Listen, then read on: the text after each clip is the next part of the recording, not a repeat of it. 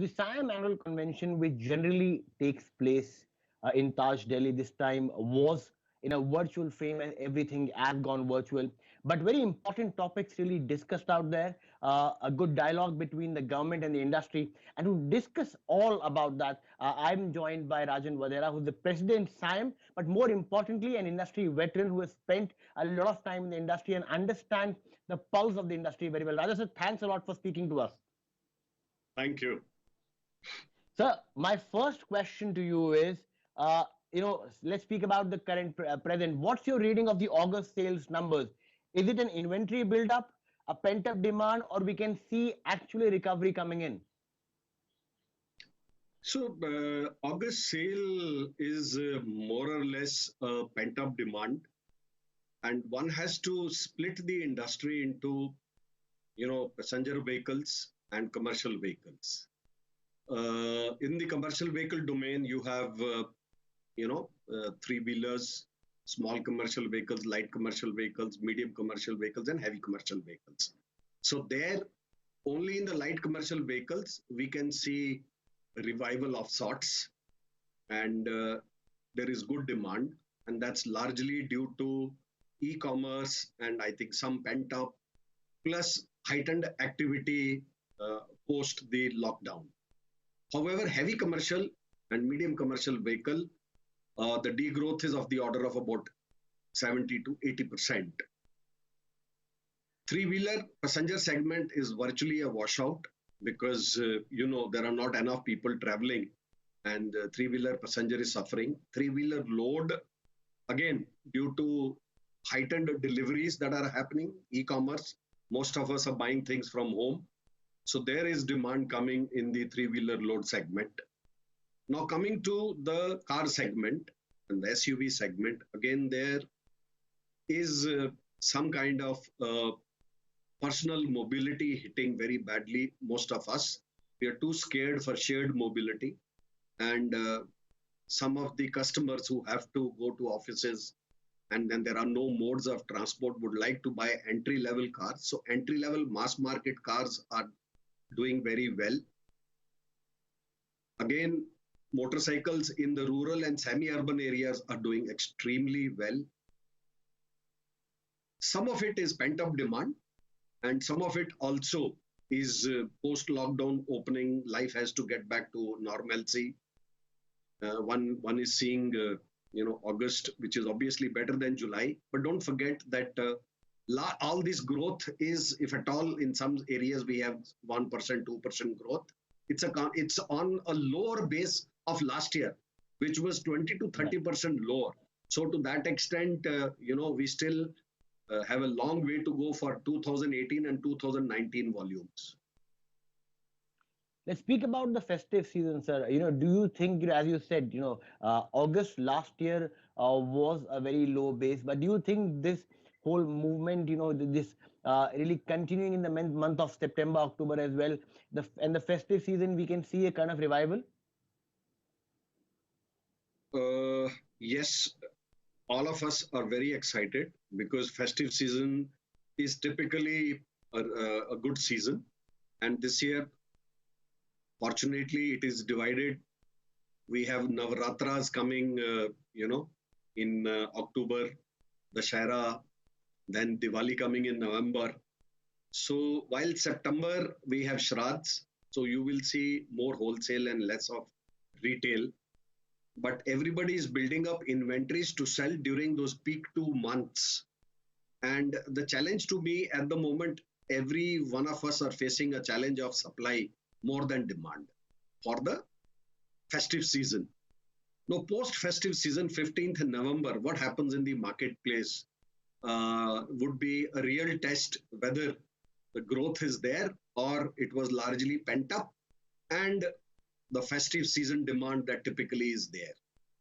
The real results will be post 15th of November.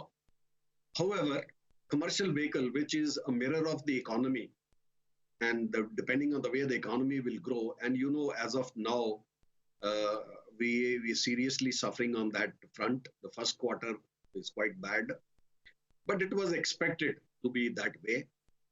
The government's announcement on infrastructure, road building will put more money in the hands of rural, semi-urban areas. It will need more trucks, more tippers, more bulk carriers carrying cement, steel, stones. To that extent, I think government has done well in terms of announcing, and even the minister shared that is not just announcement. Lots of expressways have been awarded. We can see the positive pressures of demand coming in the area of tippers. So to that extent, I think the activity has started at the ground level.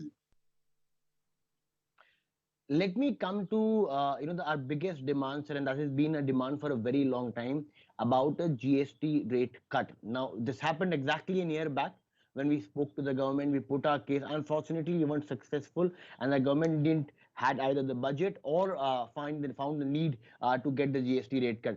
How hopeful are you of a GST rate cut this time? And my follow-up question on the same is that suppose a GST rate cut does not happen, many in the industry are also complaining that a statement of intent instead of action, what it does is it really makes the customer postpone the purchase. Is that also a worry in your mind? No, I think we probably started the demand for GST reduction in last September, looking at how the industry was falling. And we were constantly reminding the government that 15% of the GST collection comes from the auto sector, which is 1,50,000 crores. And we said that what they will give will more than compensate, the volumes will more than compensate the loss of the GST collection. That was our logic. And because it has happened even in the past, in 2008 it happened, 2014 it happened. And we wanted that demand stimulus for a while. But it is now almost a year. And a few days back, in a meeting with the finance minister, we were trying to impress upon her that not all segments of the automotive industry are sin products, are luxury products.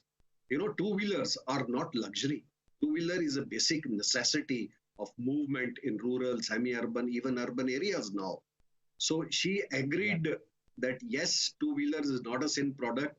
She agreed to take up in the GST Council meeting. And even today, in our interaction with Mr. Javadekar, he did mention that some work is happening on that to grant some reduction of GST in two-wheeler segment, followed by maybe three-wheeler segment, and slowly maybe inching up to four-wheelers.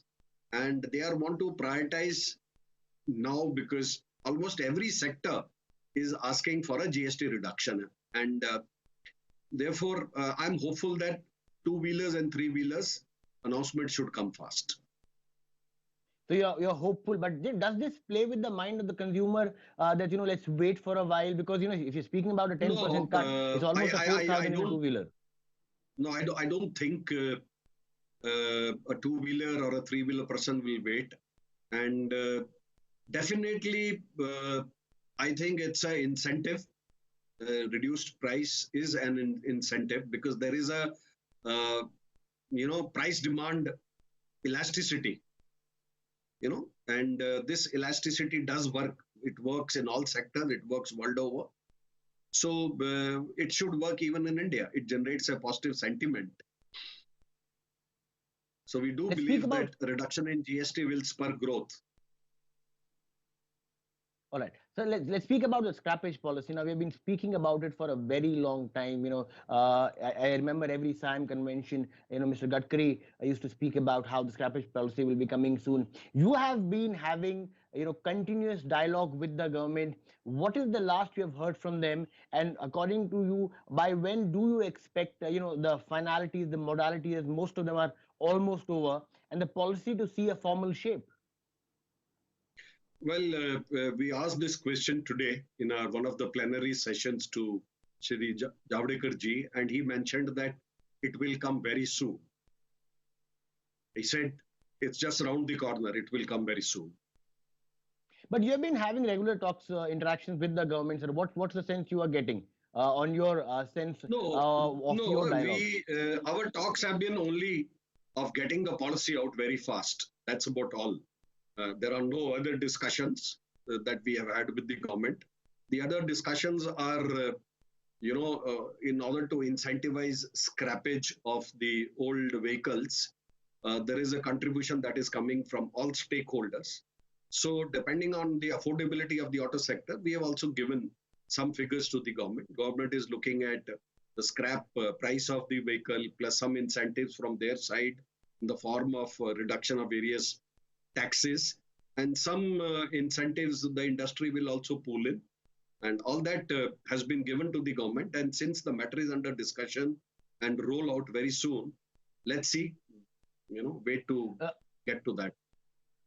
Just wanted to understand from you, sir. Obviously, there have been two debates here, whether it should be a carrot or a stick or both. Whether we should ban vehicles, whether should government should go ahead and ban vehicles, or especially commercial vehicles, which is older than 15 years, and incentivize the new ones, or only incentivize. If the ban happens, if tomorrow the government goes ahead and says that a vehicle, a commercial vehicle, or any other vehicle which is older than 15 years cannot apply on the road, how positive will that be vis-a-vis an incentive or plus an incentive? I can't make a comment on that, but I think personally speaking, an incentive works more than a ban because there are all kinds of issues associated with ban, and it leads to lots of other enforcement issues. You know it, Yeah. you know it all, and then it basically kills the scheme to my mind. It has to be incentivized. During the speech today, sir, during your address, you spoke about the inability of the industry to now cater to more regulations. Obviously, the industry has already gone from BS4 to BS6, and the moment we were taking a shift, we were into a pandemic. So I'm sure many of the car makers were not, or many of the automobile makers were not able to take the price hike as well. Just want to understand. We speak about the CAFE norms. How much of an investment will that take, and have you communicated the same demand of yours to the government formally, or is this the first time you're putting this out? No, we have communicated it to the government formally, saying that especially under very difficult circumstances, where these last this year and the last year have been very bad years for the industry, and we don't see a recovery to the volumes. We are back to volumes what we were a decade back. You know, that is the level of our volumes, and we have also invested heavily in BS6. Several thousand crores have gone into the investment. We typically, on any product, you depreciate the investments over 7 years, and particularly powertrains, engines, there's a depreciation over 10-year life cycle to take. And whatever we have invested, we are not likely to recover in revenues commensurate to what we have invested on account of the reduction in the sales Exactly. that is happening. Therefore, our ability to now invest into furthermore new regulations of the type of CAFE and the real driving emissions, especially when electric vehicle technology, alternate fuels, all that is being requested and notified also that we must be ready with our powertrain system for CNG, LPG across the country, flex fuels, level of flexibility of the fuel, hydrogen cells. I mean, there is a barrage of requirements that is coming. I guess we cannot take it, just like that. We have requested the government to sit down jointly with the industry, draw up a 10-year plan as it is done in most matured economies. We definitely know for sure in Japan, Korea, Europe, European Union, there is a roadmap of 10 years. And then the biggest pitfall of such knee-jerk 2-3 years kind of a regulation is that we are not able to develop technology locally, consequent to which we end up buying parts from either China or Europe. Mostly, we are ending up buying parts from China because China has economies of scale. The global OEMs have invested in China. They have set up their plants in China. And China's competitiveness, you know how it is almost a I would say, Exactly. a state-sponsored competitiveness, and they are very good at exporting these components, and we depend on China. PS6 is a classic example where most of the OEMs are sourcing their parts from China. The same thing should not happen.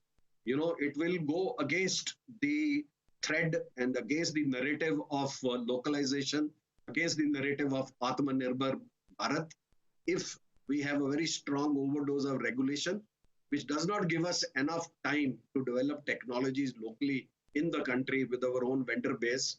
And it will, be a very severe effect on the competitiveness. The cost of ownership of products will go down, the demands will go down. So we have made a request, and I'm happy to share that the minister listened to it very favorably, and he did agree with us that they will have a detailed discussion with us. I'm glad to tell you that in most of our interactions in the last 6 months, various suggestions that we have given to the government are adhered to.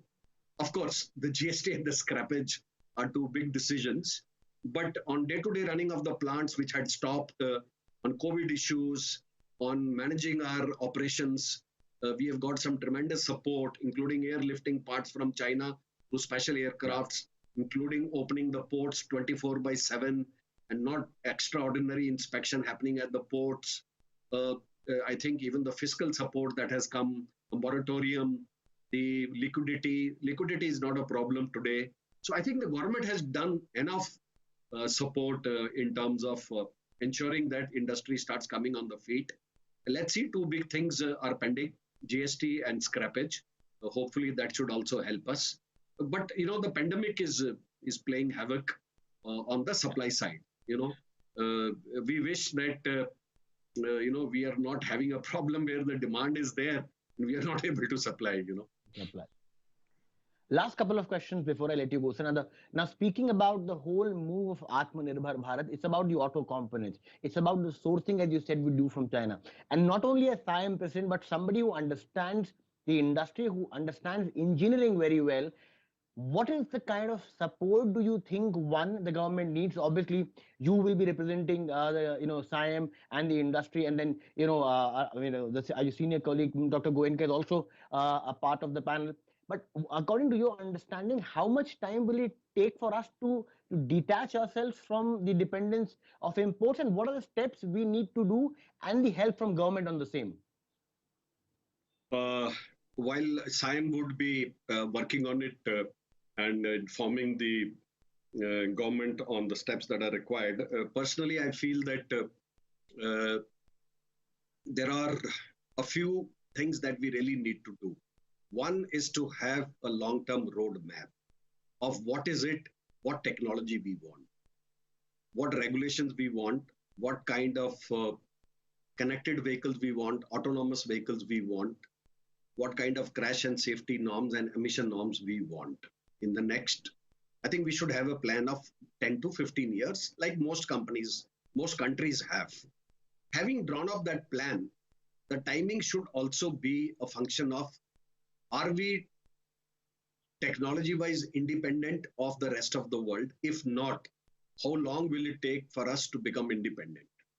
If we have a technology dependence, then what is the dependence? Is the dependence of raw material, or is the dependence of, let us say, a particular kind of process, or it is a complete knowledge as required to meet that regulation?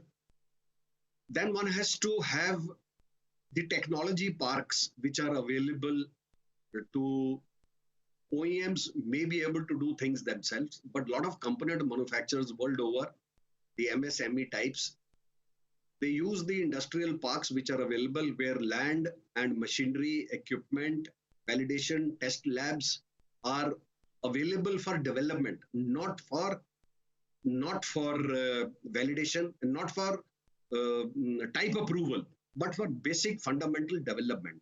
And those technology parks are not associated with any type approval agencies, so that the secrecy, as you call it, of the technology development of a particular supplier is maintained.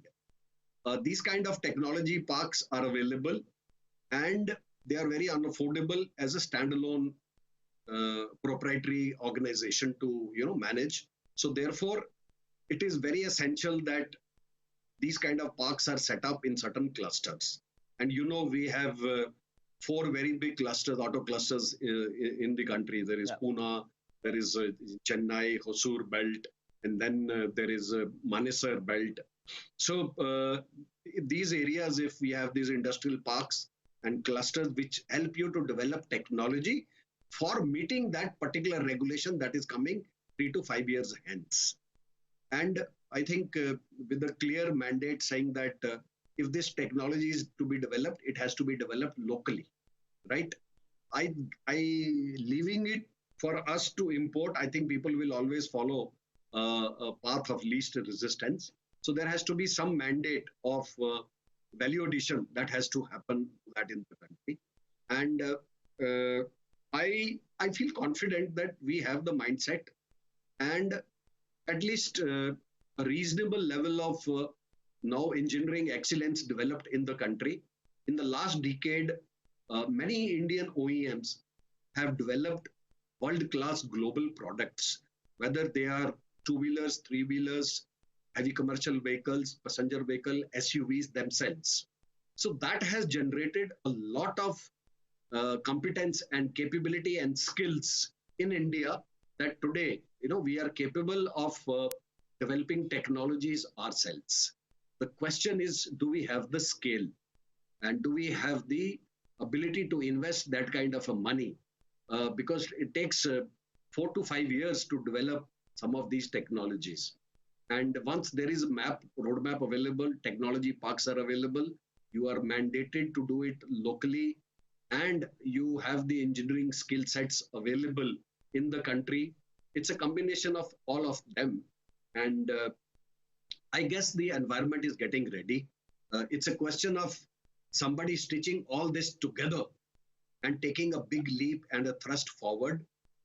Because I also believe that auto sector world over has given, technology and manpower and skills for development of other sectors like the aerospace, the defense industry benefits hugely from automotive engineers. Yeah. In Detroit, you see, the number of engineers in Detroit which were there 20 years back have been fully absorbed today in the defense industry in United States. Fundamentally, it came from auto industry. And today in India, I think that should be the thrust. We should use the auto industry experts to move into defense and other, which is the need of the hour, and other related heavy engineering industry, so that Atmanirbhar is achieved. Sir, before I let you go, on a lighter note, Mr. Gadkari today said that there should be a panel of veterans from the industry which are retired, who can give a fair and transparent version and advice to the government. If I have to ask you, and you can't nominate yourself, who are the 3 people according to you who are the retired industry veterans who can be a part of the panel? Well, I would like to reserve that for some other time, and it will not be fair on my part to make that statement. Thank you. Thank you. Thanks a lot for talking to us, sir. I hope the next time we speak in better circumstances, not only with respect to COVID, but with the industry, with demand and with jobs and everything. Thank you, sir. Thanks a lot for speaking to us. Thank you. Thank you very much, Utkarsh. Thank you. Bye-bye. Thank you.